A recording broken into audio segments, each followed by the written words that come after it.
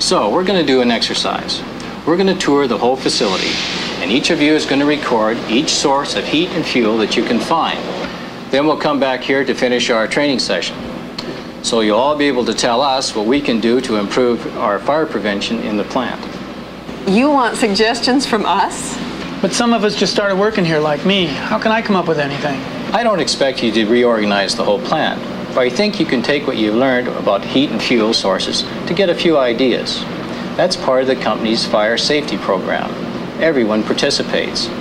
You can help make the rules. We don't just tell you to follow them. Employees are more likely to comply with safety rules when they know the reasons behind company policy, have regular review and updated training, and are involved in creating and revising the rules. Emergency measures should be reviewed too. Employees and fire brigades can never be too prepared for a fire or other emergency. You've seen the CO2 cylinders, the halon cylinders, the sprinkler system, the post indicator valve, the annunciator panel, and the fire alarm reset panel. You know how to use the fire extinguishers now, and we've seen where they're all located, right? Right. So let's review what to do if there's a fire. First, we sound the alarm, but I still don't get why we wouldn't fight it first. if the fire is very small and you're sure you can control it, you might.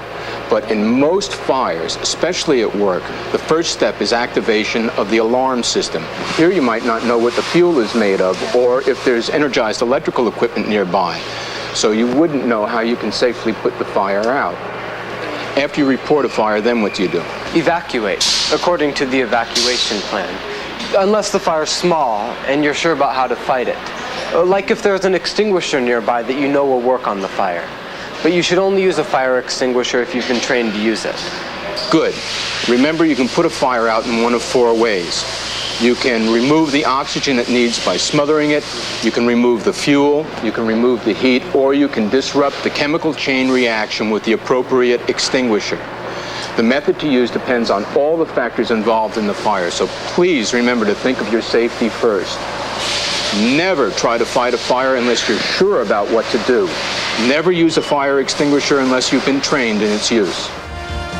Fire safety demands everyone's efforts, but in the long run, an effective fire safety program depends on you, the supervisor, to make it work.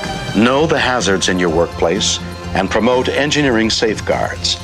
Conduct regular safety inspections with fire safety in mind.